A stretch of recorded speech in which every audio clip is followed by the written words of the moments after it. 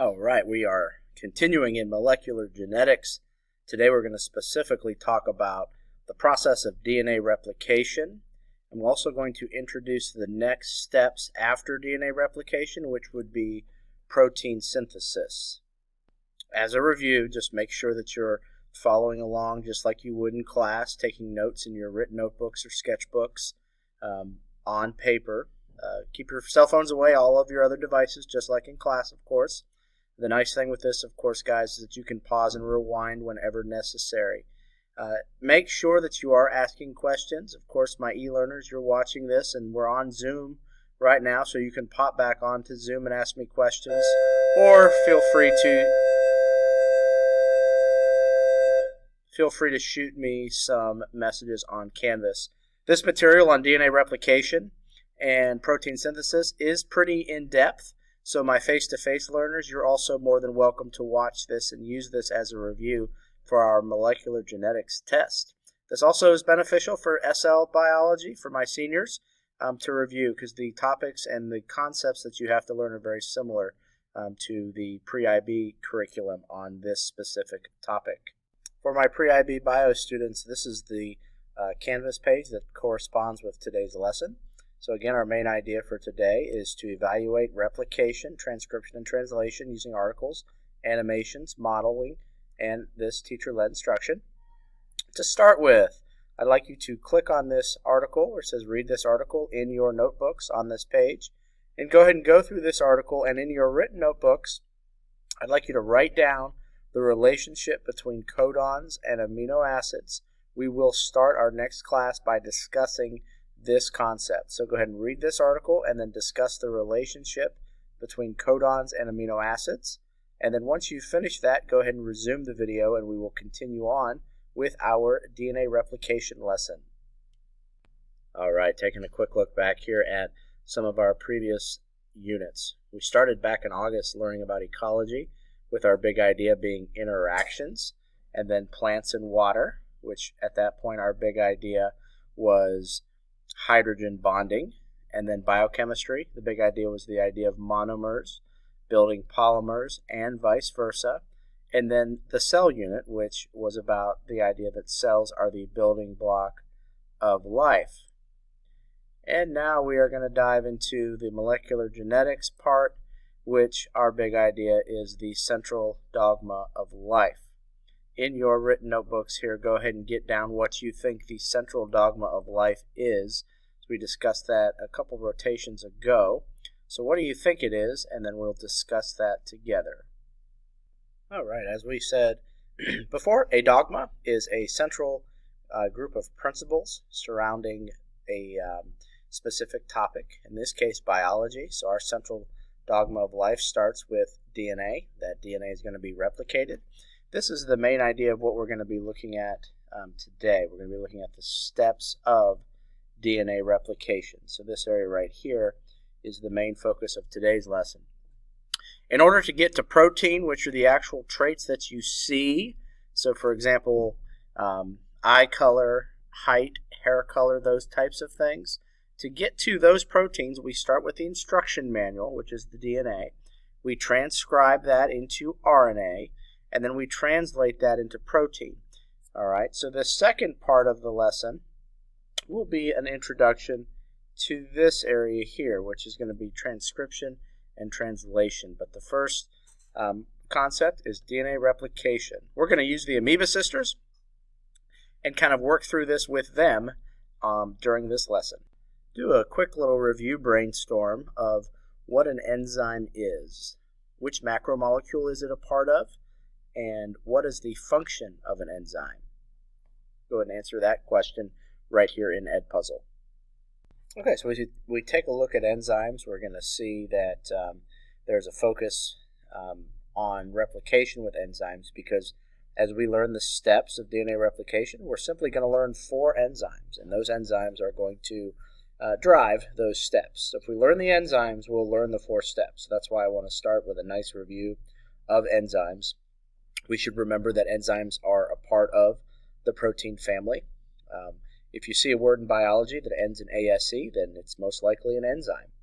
The job of enzymes is really just to simply break down or build up, depending on the function of the chemical reaction that's taking place.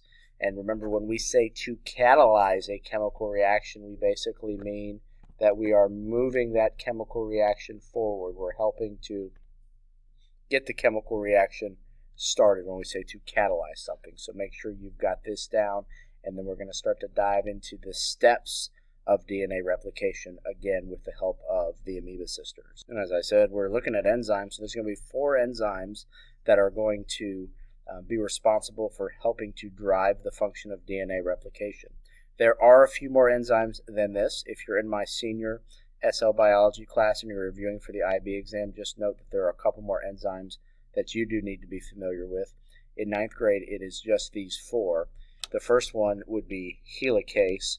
This enzyme is going to be responsible for really getting the process going in terms of breaking down that DNA molecule so that we can replicate it. So we've got helicase, and I know that you're at home, but I would like you to try to say these words. Make sure you understand them. This is when I have the class repeat them. We have helicase, primase, DNA polymerase, and the 4th enzyme would be ligase. So these are the 4 enzymes that are very, very important to the process of DNA replication. DNA. We talk about it so much. It's the ultimate director for cells, and it codes for your traits. With a molecule that has a function like that, it makes sense that... Take a look here, guys, how we have these zeros and these ones back here. So the zeros and ones, those are binary code, right? So if you think of your favorite app on your phone, the graphical user interface that you see, all right, maybe it's Twitter, for example, everything that you see is driven by code. It's very similar. This is analogous to how DNA is the code for all of the traits that you see. When you make another cell, like in cell division, you would also need to get more DNA into the new daughter cell. And that introduces our topic of DNA replication, which means making more DNA. First, let's talk about where and when. First, where. Well, if it's in a eukaryotic cell, it occurs in the nucleus. However, remember, not all cells have a nucleus, such as prokaryotic cells. They don't have a nucleus.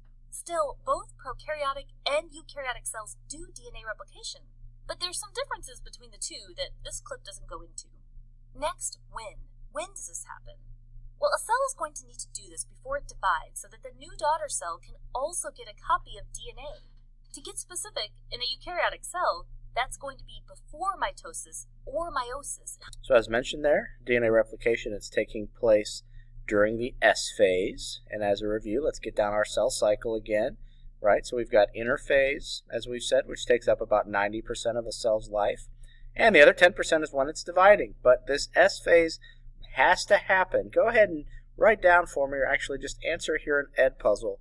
Why do you think DNA replication has to happen before mitosis? All right, so let's go ahead and dive in to replication, and it's going to focus on the enzymes again surrounding it, and also we're going to be reviewing a little bit from the cell cycle as we go through this. And would actually make a great video game. Still waiting for that to be invented. I'm going to introduce the key players in DNA replication so that you can get some background information. And remember, these are just some major key players. There's a lot to this process.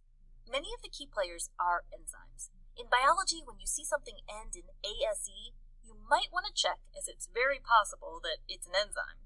Enzymes have the ability to speed up reactions and build up or break down the items that they act upon. So here we go with the key players. Helicase, the unzipping enzyme. If you recall that DNA has 2 strands, you could think of helicase unzipping the 2 strands of DNA.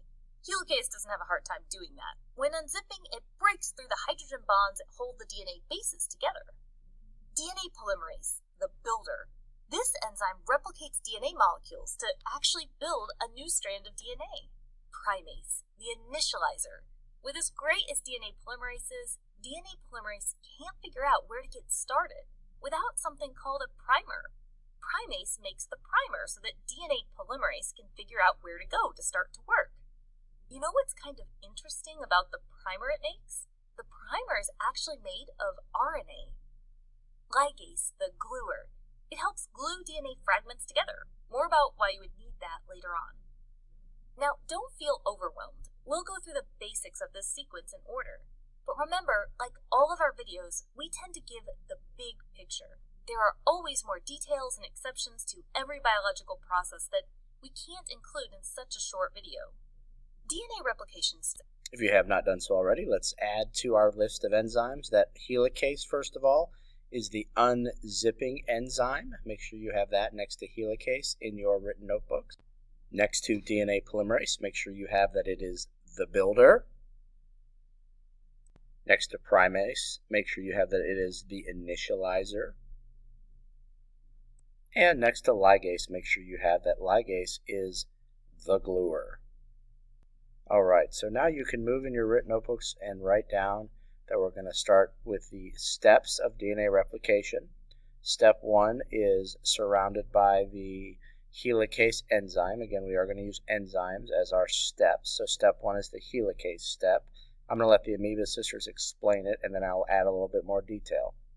The unzipping enzyme comes in and unwinds the DNA. Here's the thing though, you don't want these strands to come back together. So SSB proteins, which stands for single-stranded binding proteins, bind to the DNA strands to keep them separated. And topoisomerase, I always have to slow down when I say that enzyme's name, keeps the DNA from supercoiling. Supercoiling might sound super, and it can be when you're trying to compact the DNA, but it's something that needs to be controlled during DNA replication. Supercoiling can involve an overwinding of the DNA, and you need the DNA strands to be separated for the next steps. So for DNA replication, again, helicase is step 1 as they showed you. This is our enzyme here. Our enzyme is coming in and opening up the DNA model here, opening up the DNA double helix. So it's an enzyme that breaks the hydrogen bonds between separate nucleotides. That's the first thing that we need to do. We need to know for step 1 on helicase. The second thing that we need to know is the SSB proteins, what they are, that they are a single-stranded binding protein. What they do is they anchor to the sides of the DNA, and that's going to be what kind of holds these separate from each other, all right, instead of just coming right back together, because DNA is kind of an ooey-gooey substance, and we need it to be held apart so that replication can happen in this direction. So make sure you have this drawing down and have this explanation for step 1 of DNA replication, which is the helicase step. Both strands. This is really important because otherwise DNA polymerase won't know where to start. Again, this primase step is step number 2. Primase is an enzyme that sets down an RNA marker that shows the next step where to begin. So that's why we have primase as the initializer. Polymerase won't know where to start. In comes DNA polymerase. So now we have step number 3, which is the DNA polymerase.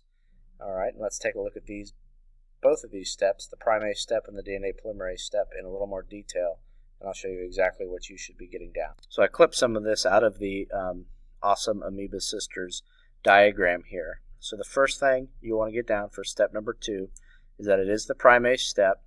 That primase sets a 3-base RNA segment down on each template strand. So as you can see, we've set one down up here at the top right here, and then one down here at the bottom. Now replication is only going to be able to move in one direction, so the RNA primer is going to be the starting point for replication. We're going to have replication moving away from what we call the replication fork. The replication fork, very simply, is the exact location on the DNA where the hydrogen bonds are being broken. That's the replication fork.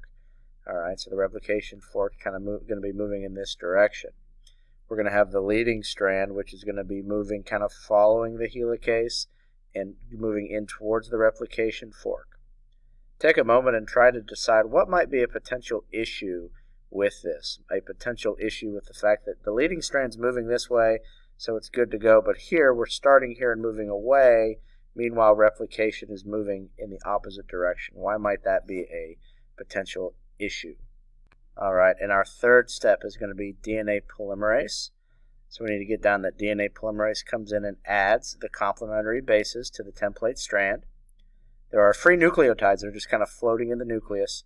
So the DNA polymerase grabs those bases, those free nucleotides, and pairs them with the correct nucleotides on the template strand. As you can see up here, this is important. So along with what I got down, you should get this down in your notebook. Also get this down from the Amoeba Sisters. That DNA polymerase builds the new strand in the 5' to 3' direction. That means it's moving along the old template strand in the 3' to 5' direction.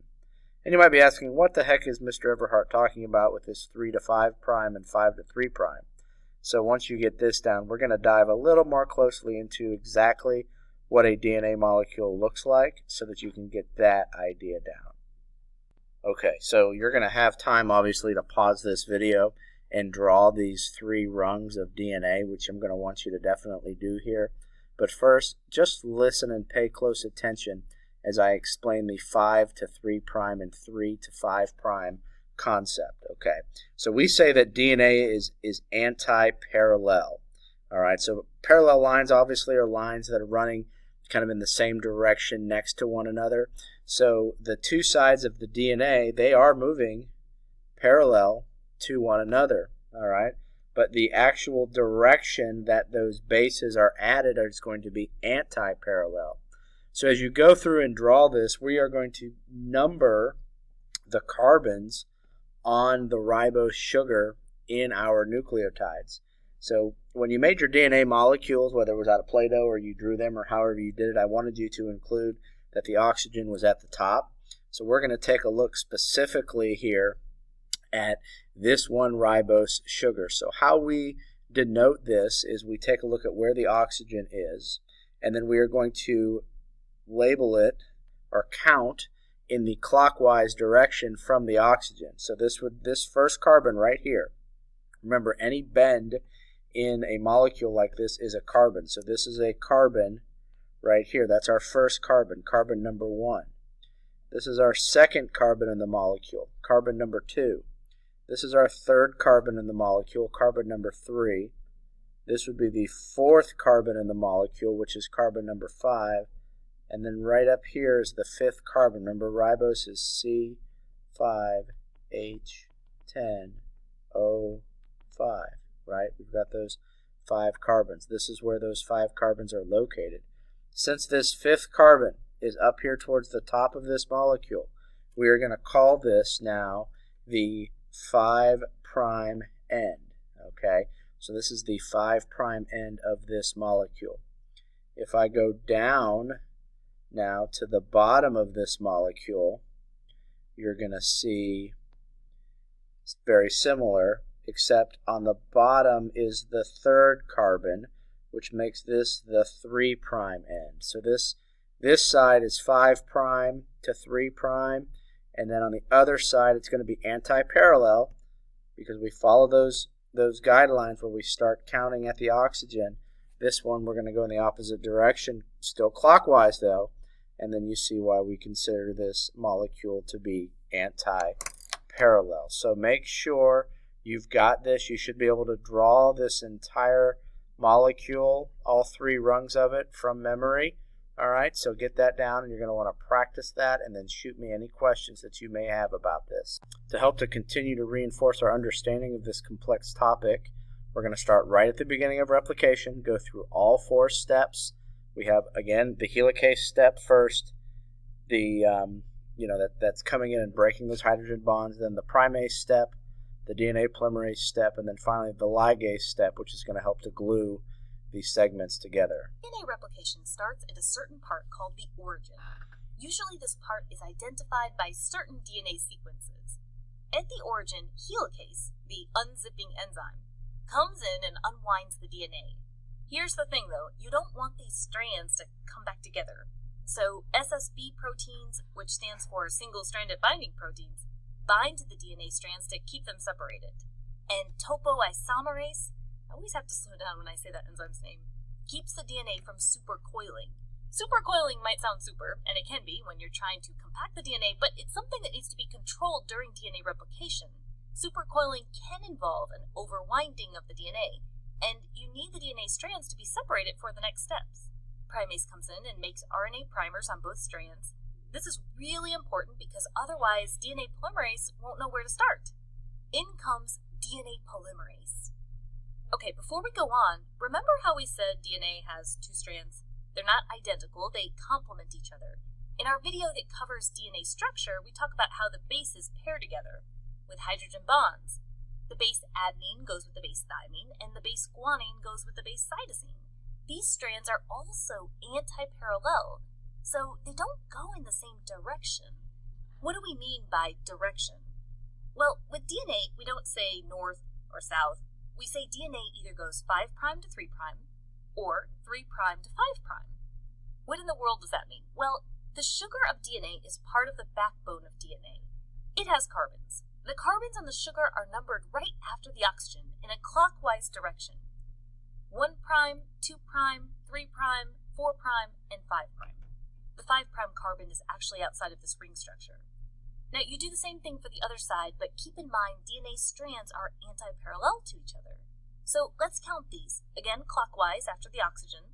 1', 2', 3', 4', 5'. And the 5' is out of this ring. This strand on the left runs 5' to 3'. And the strand here on the right runs 3' to 5'. We'll explain why all that matters in a moment. So let's take that knowledge there and look at DNA replication here. In this image, I labeled the top original strand 3' to 5'. I labeled this bottom original strand 5' to 3'. That's the original DNA that is going to be replicated. DNA is unwinding here thanks to helicase. In this example, it will keep unwinding in this direction. Primase places primers. DNA polymerase is building the new strands. Now, the thing about DNA polymerase is, when it's building a new strand, it can only build the new strand in the 5' to 3' direction, meaning it adds new bases to the 3' end on the new strand. See how it's being built in the 5' to 3' direction? This one is called the leading strand. But take a look down here. So DNA polymerase once again is building a new strand in the 5' to 3' direction. But there's a bit of a problem here. See, as DNA unwinds, because DNA polymerase can only build the new strand in the 5' to 3' direction, it has to keep racing up here next to where this unwinding is happening. You can see why then this new strand is known as the lagging strand. On this lagging strand, primers have to keep being placed in order for DNA polymerase to build. These fragments that result are known as Okazaki fragments. Primers have to get replaced with DNA bases. Make sure you have this down, specifically that these are Okazaki fragments, just named after the scientists that discovered them. All right, and then the ligase, the last step, is going to come in and help fill in these holes and glue the whole thing together. The primers were made of RNA. Ligase, the gluing enzyme, as I like to nickname it, has to take care of the gaps between Okazaki fragments, sealing them together. At the end of replicating, you have two identical double helix DNA molecules from your one original double helix DNA molecule. We call it semi-conservative because the two copies each contain one old original strand and one newly made one. So this is an important concept of why DNA is considered to be semi-conservative. All right, so we have a template strand here. I've shown it to you in blue. That's the original strand, right? And then we go through this whole process that we have just talked about on DNA replication.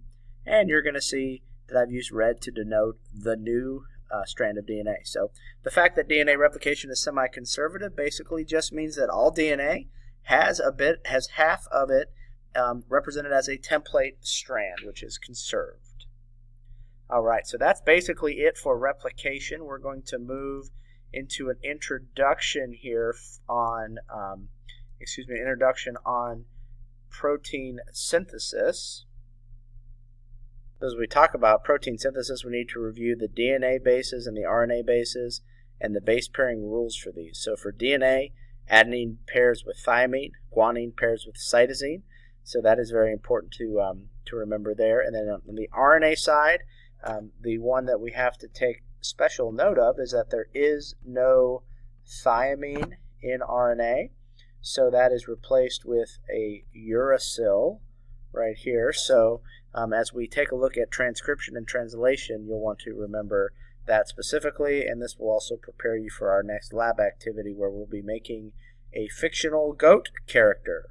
Alright, so as we did with the big DNA drawing, just bear with me here and kind of pay attention and then go ahead and get this down yourself. So to start with, again, our central dogma of life is that we start with DNA. We're going to go through transcription here to RNA or mRNA, and then we will finally wind up with protein. So how does this work? So we get our code, we get our original code of DNA, alright, and you're going to take that original code then and line up the complementary mRNA bases that go with it. So adenine here pairs with uracil, right? Adenine pairs with uracil. Thymine pairs with adenine. Guanine pairs with cytosine. Guanine pairs with cytosine. Thymine pairs with adenine there. So you can see how that works. And these are each individual codons. Every third base represents a codon. We're going to then refer to our codon chart, which is on our page for the protein synthesis simulation. All right, and the codon chart, we will take these 3 codons and pair them up with an amino acid. So next rotation, as we dive into the protein synthesis simulation, I'll get into this in a little bit more detail. This is just an introduction to protein synthesis, which is next.